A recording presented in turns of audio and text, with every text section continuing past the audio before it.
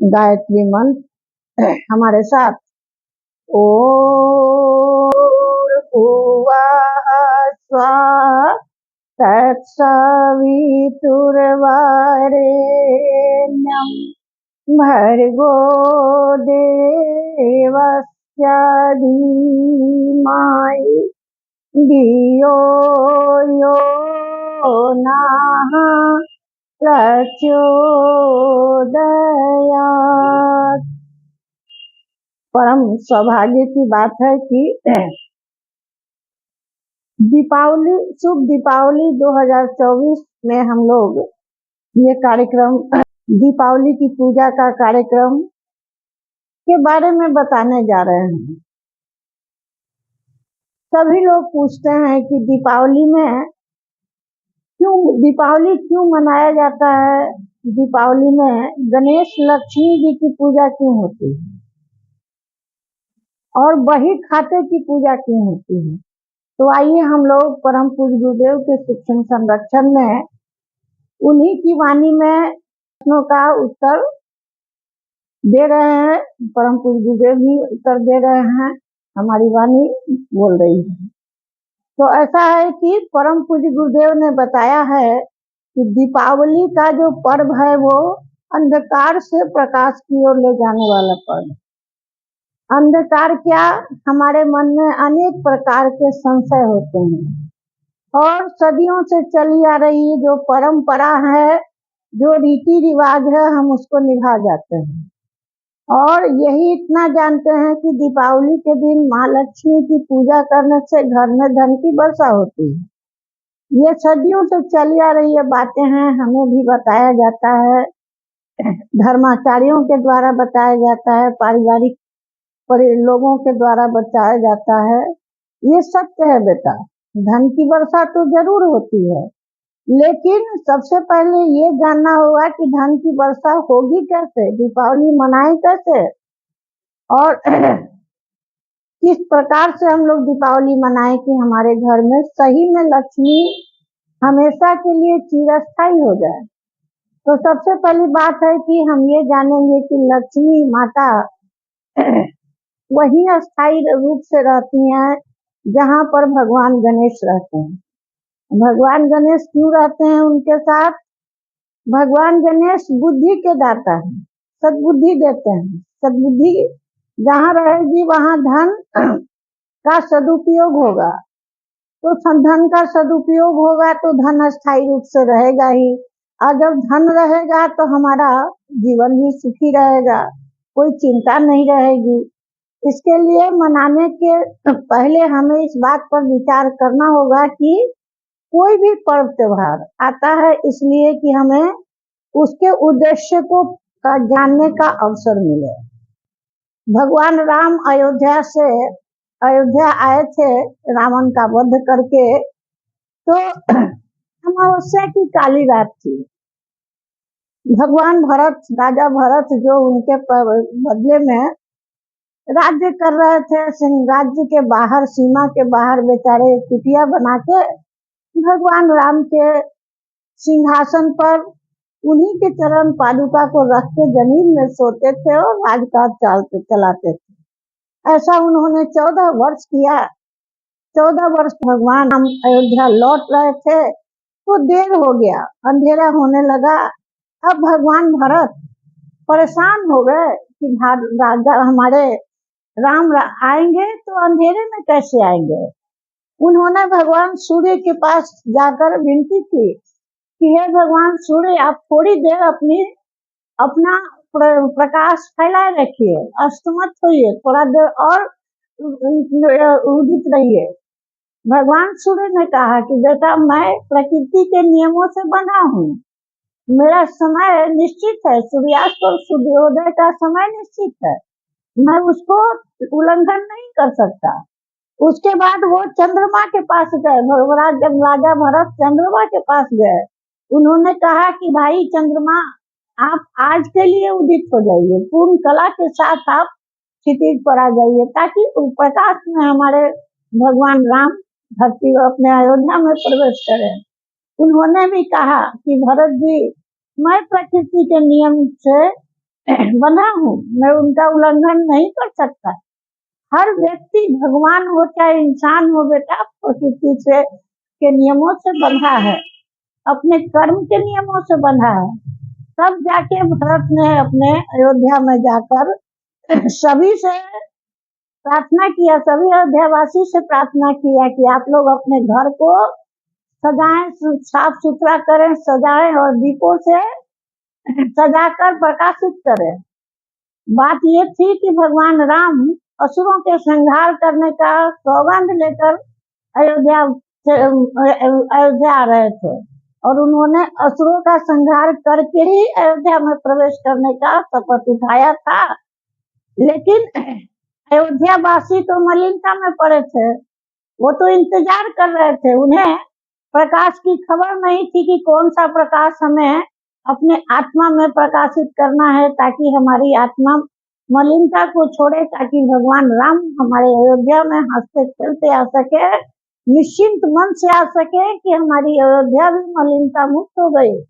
इसीलिए सारे घरों को और सबके हृदय को मलिनता मुक्त करके दीप का प्रकाश फैलाकर और तब भगवान राम अयोध्या में प्रवेश किए।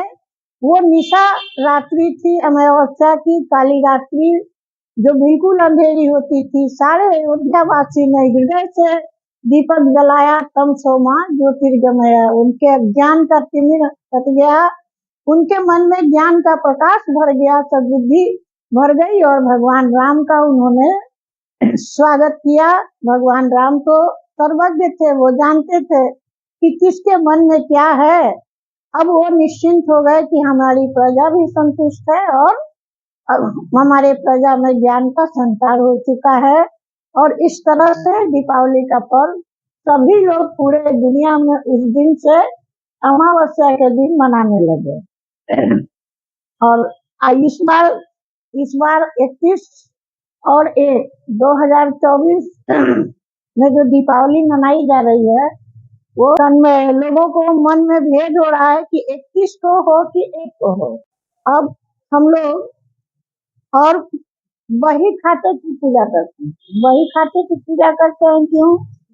वही खाता मैंने पिछले साल हमने जो खर्च किया और जो कमाए, जितना कमाया उसमें खर्च हुआ या उससे ज्यादा हमें कर्ज लेना पड़ा। और अगर कर्ज लेना पड़ा तो क्यों लेना पड़ा, उसके लिए क्या कारण था? इन सब का ही हम माँ करने आती हैं दीपावली में। हमें इन सब का हिसाब किताब पिछले साल का देना होता है। माँ देखती हैं कि क्या गलत खर्च किए और क्या सही खर्च किए। और इस साल का अगर तुम बहुत गलत खर्च किए और उसके कारण तुमको कर्ज लेना पड़ा, तो इस बार का बजट बना के चलो। जितना कमाते हो उसी के अंदर बजट बनाओ। थोड़ा पैसा आपातकाल के लिए जमा करके रखो। ये बजट बना के चलने से तुम्हारे जीवन में कर्ज लेने की परेशानी नहीं आएगी। कर्ज लेने से आदमी मनोस्थिति आदमी की बेचैन रहती है। कहीं से कमाए, गलत तरीके से कमाए और कर्ज का भुगतान करे, इसके कारण बहुत सारे रोग लोगों के जीवन में आ जाते हैं, शरीर में लग जाते हैं। इन सब बातों को देख के माँ बहुत दुखी होती है। और वैसे घर में माँ रहना पसंद नहीं करती हैं जहाँ दिन रात लोग बेचैन हो, परेशान हो, लड़ाई झगड़े हो रहे हो, सभी लोग अपने अपने आलस्य प्रमाद में डूबे हुए हो, किसी में परिश्रम करने की क्षमता नहीं हो। तो माता लक्ष्मी उसी घर में रहती हैं जहाँ मुस्कुराहट होती है, प्रसन्नता होती है, सभी परिश्रम से अपना अपना काम करते हैं, कर्तव्यनिष्ठ होते हैं। केवल दीपक जला देने मात्र से माता लक्ष्मी आपको धन दौलत नहीं दे देंगी। माता को प्रसाद और फूल से मतलब नहीं है बेटा।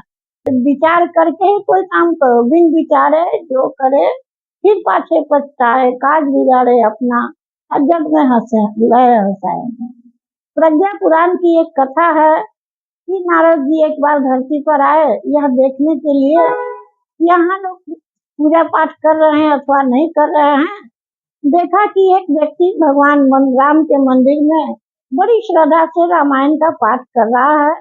नारद जी उसके पास गए, बोले भाई आप तो बड़े श्रद्धालु हैं, आप कितना अच्छा रामायण पाठ कर रहे हैं, उन्होंने कहा कि भैया अभी मैं बहुत जल्दी में हूँ, मुझे कोर्ट जाना है।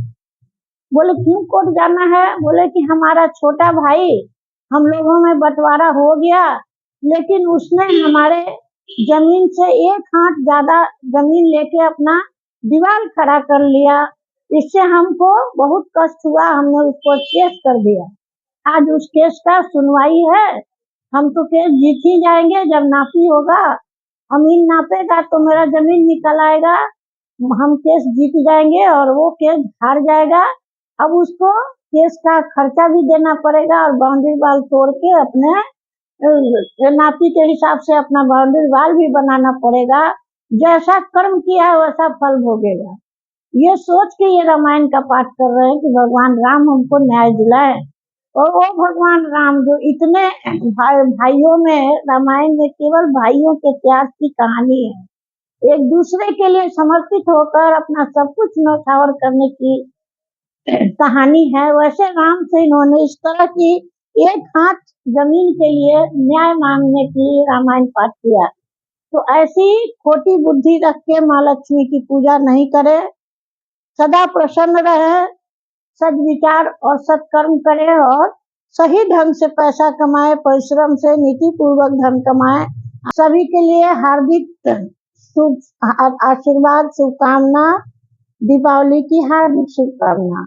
और इस बार 2024 को जो 31 अक्टूबर और 1 नवंबर के बीच में दुविधा है, उस दुविधा के लिए ये बता दूं कि 31 अक्टूबर को 3:56 से अमावस्या की तिथि शुरू हो रही है, जो 1 नवंबर को 6 बजे तक शाम तक रहेगी। लेकिन रात्रि का समय 31 अक्टूबर को ही है, इसलिए दीपावली की पूजा, निशा पूजा आप शाम 5 बजे के बाद जब भी चाहे करें, लेकिन 31 अक्टूबर को ही करें। 1 नवंबर को दीपावली की पूजा ना करें।